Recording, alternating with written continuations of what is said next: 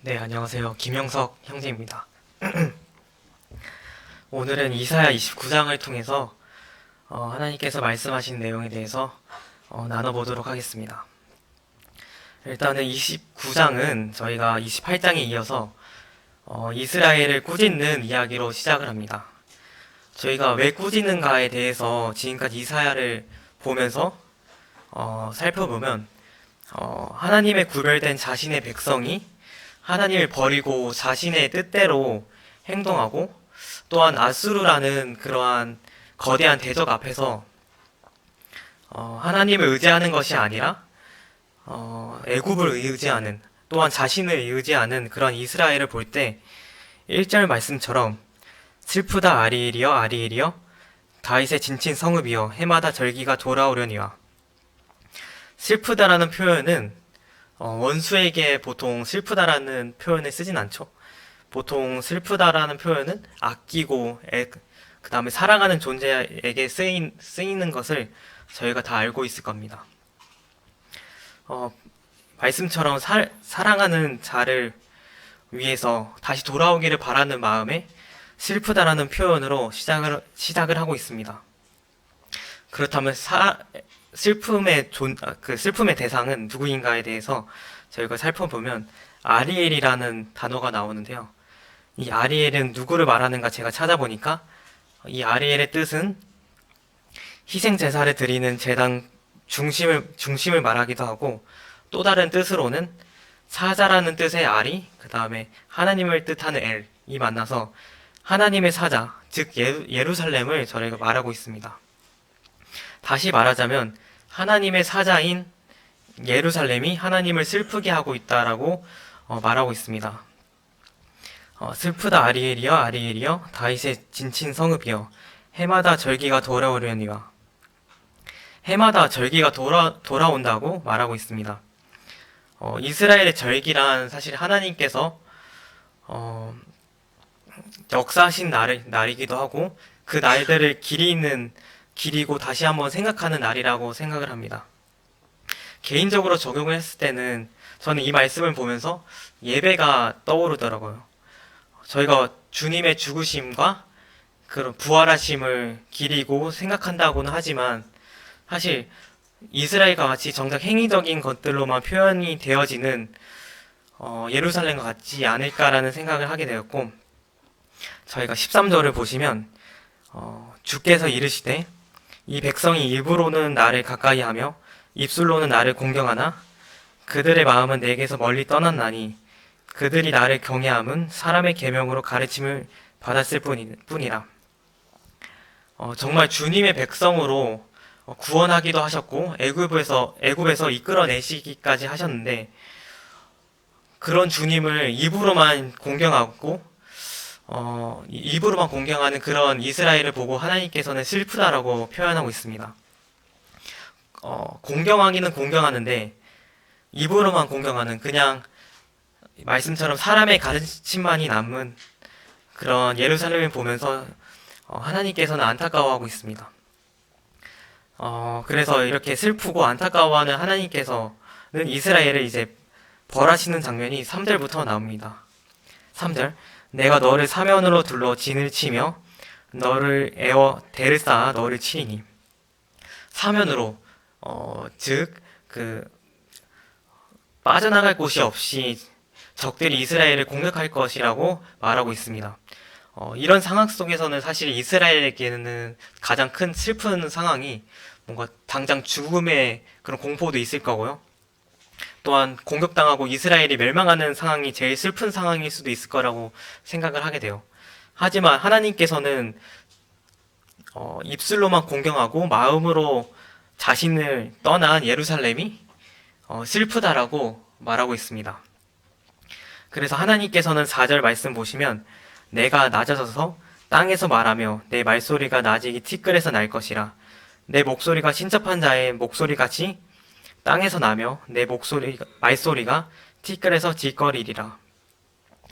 예루살렘을 낮추시고 그 말소리가 티끌같이 될 정도로 다른 나라들을 통해서 공격할 것을 말씀하고 있습니다.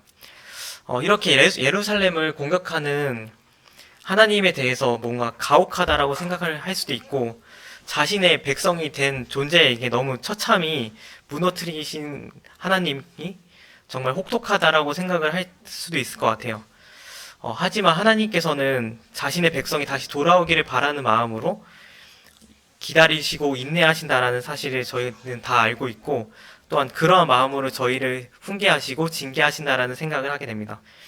이 말씀을 보면서 히브리서 12장 6절이 생각이 나더라고요. 주께서 그 사랑하시는 자를 징계하시고 그가 받아들이시는 아들마다 채찍질하심이라 하였으니, 정말 이런 말씀처럼 사랑하는 자에게 채찍질하시고 징계하시는 내용을 저희가 다른 말씀을 통해서도 볼 수 있습니다. 또한 이스라엘과 같은 상황이 저희에게도 올 수가 있다라고 생각이 하게 되었어요. 저희들에게 뭔가 감당하기 힘든 그런 어려움들이 오고 그런 것들이 겹쳐서 올 때 말씀처럼 뭔가 사면으로 둘러싸여서 쌓이는 그런 상황이 다가올지라도 나에게 이러한 시련을 주시는 하나님을 이스라엘과 같이 그냥 그냥 원망하거나 아니면 다른 그런 강대국을 의지하는 모습이 보일 수도 있지만, 정말 하나님께서 원하시는 방법은 바로 이러한 징계들이 왔을 때 하나님을 공경하는 나의 모습을 보기를 원한다라는 생각을 하게 되었습니다. 그래서 제가 4절까지 계속해서 암울한 내용에 대해서 말씀을 드렸는데요. 그래도 그 가운데서 주님의 은혜가 보이는 부분이 그 자신의 백성을 멸망시킨다라는 내용이 안 나온다는 거였어요.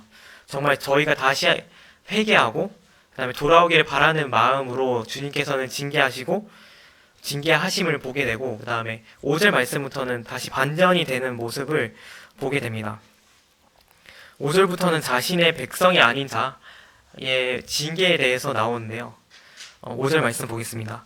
그럴지라도 내 대적의 무리는 세미한 티끌 같겠고 강포한 자의 무리는 날려가는 겨 같으리니 그 일이 순식간에 갑자기 일어날 것이라.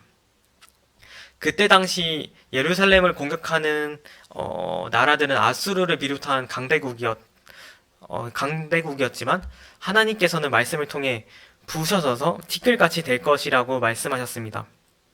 이것이 이스라엘의 백성과 이방인의 차이라고 생각이 되어졌어요. 결국 예루살렘을 공격하는 그러한 나라들이 지금 당장엔 강해 보이고, 또한 하나님께서 나를 버린 것 같고 그들이 이긴 것처럼 말을 하지만 결국에는 예루살렘을 무너뜨리지 못하고 말씀처럼 날아가는 겨처럼 될 거라고 예언을 하고 있습니다. 7절 말씀을 보시면 아리엘을 치는 열방의 무리 곧 아리엘과 그 요새를 쳐서 그를 곤고하게 하는 모든 자는 꿈같이 밤의 환상같이 되리니, 결국에 그들이 예루살렘을 공격하고 이겼다고 생각했지만 죄송합니다. 밤의 환상같이 되리니, 네, 그들이 결국에는 예루살렘을 이겼다라고 생각을 했지만 저희가 꿈을 꾸고 그냥 일어났을 때 그 꿈이 현실로 다가오지 않듯이 결국 그들이 이긴 게 아니게 된다라고 말씀하고 있습니다. 지금 우리가 살아가는 세상과도 동일하다라는 생각을 하게 되었어요. 지금 이 세상은 점점 주님이 없음을 점점 주장을 하고, 정말 주님을 믿고 따른다면, 주님이 말씀하신 대로 살아간다면 사실 손해나 아니면 고통이 있을 수밖에 없다라고 생각을 하게 돼요. 하지만 주님을 경외함으로 견딘다라면 이러한 고통은 결국에는 무너지고, 궁극적으로 그렇게 하나님을 대적하는 무리들은 무능하게 될 것이라고 주님께서 말씀하시고, 그러한 말씀을 통해서 저희는 소망을 얻게 됨을 알 수가 있습니다. 이제 다음 말씀 보겠습니다. 9절부터 14절은 이제 이스라엘 지도자들의 영적 장애에 대해서 말을 하고 있습니다. 9절부터 읽겠습니다. 너희는 놀라고 놀라라. 너희는 맹인이 되고 맹인이 되라. 그들의 취함이 포도주로 말미암음이 아니며 그들의 비틀거림이 독주로 말미암음이 아니니라. 대저 여호와께서 깊이 잠들게 하는 영을 너희에게 부어주사 너희의 눈을 감기셨음이니 그가 선지자들과 너희의 지도자인 선견자들을 덮으셨습니다. 그러므로 모든 계시가 너희에게는 봉한 책의 말처럼 되었으니 그것을 글하는 자에게 주며 이르기를 너 그대에게 청하노니 이를 읽으라 하면 그가 대답하기를 그것이 봉해졌으니 나는 못 읽겠노라 할 것이요. 정말 하나님의 말씀을 전하고 하나님의 뜻으로 인도해야 할 그런 리더들이 맹인처럼 보지 못하고 그 다음에 비틀거리고 방황 감각이 없어졌음을 저희가 말씀을 통해 보게 됩니다. 결국 영적 말씀을 듣지 못한 이들에게는 13절 후반부 저희가 아까 읽었던 말씀처럼 사람의 계명만 남는 사태가 벌어지게 되고 맙니다. 정말 저희의 영적 눈을 가리게 하고 어지럽게 하는 그런 것들이 무엇인지를 다시 한번 생각을 하게 되었어요. 그런 영적 눈을 가리게 하는 것들이 그냥 몸의 필요가 될 수도 있고요. 그 다음에 뭐 영적 게으름이 될 수도 있고 자신들의 은밀한 죄가 될 수도 있다라고 생각을 해요. 저 같은 경우에는 요즘 약간 영적 게으름에 대해서 생각을 하게 되었는데요. 그래도 교회에서는 뭐 시킨 일에 열심히 하거나 아니면 그래도 주님의 일이라고 생각을 해서 열심히 하려고 하는데 또 직장 생활에서나 아니면 사회 생활을 할 때는 정작 뭔가 주님을 나타내지 않고 그냥 살아가려는 그냥 영적 무능력한 상태로 살아가는 모습이 제 자신한테 보이더라고요. 이러한 영적 눈을 흐릿하게 하고 방향감각을 없애게 하는 것들에서 저희가 모두 경각심을 가지고 벗어나기를 바라는 마음을 가져야겠습니다. 그래서 저희가 영적 시야를 가리는 것들에서 결국에 벗어나지 않는다면 결국 주님께서 이스라엘과 같이 하나님의 말씀을 이해하지 못하게 되는 사태가 벌어질 것을 저희가 말씀을 통해 알 수 있고 저희는 이 또한 유의해야 될 것입니다. 저희가 잠언 말씀에서 그 여호와를 경외하는 것이 지혜의 근본이라는 말씀이 있잖아요. 정말 지혜의 근본이라는 말씀처럼 지혜의 근본 대신 주님을 경외하고 주님의 주권을 저희가 정말 인정하는 것이 중요하다라고 생각을 했고 저희가 정말 살아갈 때 캄캄하다라는 생각을 정말 많이 하는데요. 정말 캄캄한 이 세상 속에서 살아갈 때 지혜라는 생각을 하게 됩니다. 그래서 이제 29장에서 이제 15절에서 24절까지가 이제 세 번째 파트가 나오는데요. 15절을 보시면 자기의 계획을 여호와께 깊게 숨기려 하는 자들은 화 있을진저 그들의 일을 어두운 데에서 행하며 이르기를 누가 우리를 보랴 누가 우리를 알랴 하니 정말 하나님을 속이려 하는 어리석은 이스라엘을 말하고 있습니다. 어떤 계획을 숨기려 했는지는 사실 정확히 나와 있지는 않는데요. 그래도 하나님도 못 볼 계획이라고 생각하는 그런 이스라엘 백성을 보면 정말 주님을 무시한다라고 생각이 들어졌고 정말 교만하다라는 생각을 하게 되었습니다. 이어서 16절을 보시면 너희의 패역함이 심하도다. 토기장이를 어찌 지능같이 여기겠느냐. 지음을 받은 물건이 어찌 자기를 지은 이에게 대하여 이르기를 그가 나를 짓지 아니하다 하겠으며 빚음을 받은 물건이 자기를 빚은 이에게 대하여 이르기를 그가 총명이 없다 하겠느냐. 정말 진흙이 통이자기를 보고 총명이 없다라고 말하지 못하지만 사실 피조물만 그런 것, 저희 인간만 그런 것 같아요. 피조물인 저희와 이스라엘과 같이 이스라엘은 하나님께 총명이 없다라고 오히려 반문하는 이상한 상황을 저희가 보게 됩니다. 로마서 9장 20절이 제가 생각이 나서 말씀을 드리는데요. 이 사람아 내가 누구이기에 감히 하나님께 반문하느냐. 지음을 받은 물건이 지은 자에게 어찌 나를 이같이 만들었느냐 말하겠느냐.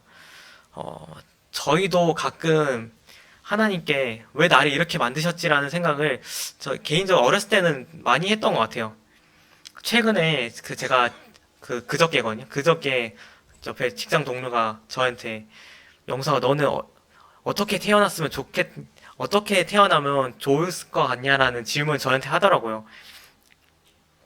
그때 당시에는 사실 근데 그냥 딱히 없어요라고는 지금 만족합니다라고는 말을 했는데 생각해보니까 그 질문에서 정말 그 질문 자체가 되게 오만하고 교만한 생각이라는 생각을 개인적으로 하게 되었어요. 나를 이렇게 왜 이렇게 지으시고 나에게 왜 이런 재능을 주셨는지 의문이 들지라도 사실 지음받은 물건이 나를 왜 이렇게 만들었냐고 말하지 못하는 것처럼 주님의 주권을 저희가 인정하는 것이 굉장히 중요하다라는 생각을 하게 되었습니다. 사실 이사야 시대에서 이스라엘은 하나님의 그런 주권에 대한 인식이 결여가 좀 되어 있지 않나라는 생각을 하게 되었어요. 저희 또한 마찬가지라고 생각합니다. 저희가 어떤 일들을 뭐 계획하고 시행하고 또한 실패했을 때 힘든 이유가 사실 물론 물리적으로 저희가 열심히 했기 때문에 힘듦이 올 수는 있지만 많은 부분에 있어서 하나님이 아니라 뭔가 내가 뭘 하려고 할 때 굉장히 그런 타격감이나 아니면 힘듦이 크게 다가오는 것 같아요. 뭔가 하나님의 일들을 한다고 하면서 이 정도 기준은 돼야지 주님을 돕지나 아니면 나 자신이 뭔가 주인이 되어서 주님의 일들을 하면서 이 정도는 돼야지라는 생각을 살아갈 때 제 개인적으로 많이 생각이 되어지는 것 같아요. 하지만 이러한 것들은 정말 주님의 주권을 인정하는 것이 아니다라는 것을 말씀을 통해 알 수 있었습니다. 저희 신혼부부 모임에서 남편과 아내에 대해서 요즘 계속 나누고 있는데요. 그래서 주권과 관련된 내용이 나오는 것 같아서 말씀을 드리겠습니다. 그 머리된 남편에 대해서 나오는 내용이었는데요. 그 내용 중에 아내가 잘못하면 남편이 책임을 진다라는 아니다.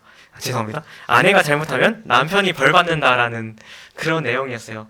이 내용을 가지고 희니 자매가 굉장히 좋아했던 것 같은데 그 정말 아내의 머리가 남편이기에 그 책임은 남편이라는 사실 말이죠. 정말 주님과 저희의 관계도 동일하다는 생각을 하게 되었어요. 사실 저희가 주님의 일들을 말씀 안에서 행동하고 나아갔을 때 하나님께서 거절하신다면 그것 또한 주님의 책임이자 권한이고 주권이라는 생각을 하게 됩니다. 어떤 일이 있을 때 이것만은 해주세요 라는 생각이 들거나 이것만 되면 인생이 풀릴 것 같아요 라는 그런 기도가 저도 가끔씩 나오는 것 같아요. 하지만 그리 아니하실지라도 라는 저희 찬양 가사가 있잖아요. 그러한 마음가짐으로 감사하는 마음으로 주님의 주권을 인정하는 삶이야말로 13절과 대비되는 주님을 경외하는 삶이라는 생각을 하게 됩니다. 이제 17절 이하를 보시면 인간적인 생각을 반전시키시는 하나님에 대해서 나오고 있습니다. 17절 보시면 오래지 아니하여 레바논이 기름진 밭으로 변하지 아니하겠으며 기름진 밭이 숲으로 여겨지지 아니하겠느냐. 주님의 말씀이라면 레바논이 기름진 밭으로 변하거나 또한 기름진 밭이 숲으로 바뀔 수 있다라고 말을 하고 있습니다. 정말 저희의 생각과 다르게 주님께서 행하신다 하시면 숲으로 변하게 할 수도 밭으로 변하게 할 수도 있다라는 말씀을 하고 있습니다. 또한 18절 보시면 그날에 못 듣는 사람이 책의 말을 들을 것이며 어둡고 캄캄한 데에서 맹인의 눈이 볼 것이며 18절에 나오는 책은 11절과 저희가 12절에 언급된 봉인된 책에 대해서 말을 하고 있습니다. 여호와를 경외하지 않는 그런 이스라엘의 리더들은 사실 읽을 수는 없었지만 주님의 주권을 인정하고 경외하는 자에게는 하나님께서 놀라운 말씀을 깨닫게 하신다라는 사실을 저희가 말씀을 통해 알 수 있습니다. 왜 이렇게 저희가 이런 생각을 많이 하죠? 왜 이렇게 말씀 읽는데 지루하고 이해가 되지 않고 설교 말씀이 집중이 안 되고 사실 주님의 먼저 저희가 그런 상황을 인지했을 때 저희가 먼저 해야 될 것이 바로 내가 주님을 경외하고 있는지 또한 주님의 주권을 인정하고 있는지에 대해서 먼저 점검하는 것이 중요하다라는 생각을 하게 됩니다. 이제 요약하자면 요번 이사야를 통해서 하나님께서는 자신을 경외하지 않는 자에게는 징계하시지만 그가 이 징계를 통해서 돌아오고 주님을 다시 경외하는 마음을 마음을 가질 수 있도록 주님께서 훈계하시는 내용에 대해서 저희가 알 수 있고, 또한 말씀 중후반부를 보시면 하나님을 경외하지 않고 주권을 인정하지 않는 자의 결과는 결국 맹인과 같이 될 것이라는 저희 말씀을 저희가 오늘 알았습니다. 저희 모두 저희 눈을 가리는 것들을 벗어버리고 정말 빛 대신 주님을 의지하고 주님의 주권이 인정하는 것이야말로 저희가 주님의 말씀을 받을 수 있는 방법이지 않을까라는 생각을 하게 됩니다. 이상입니다.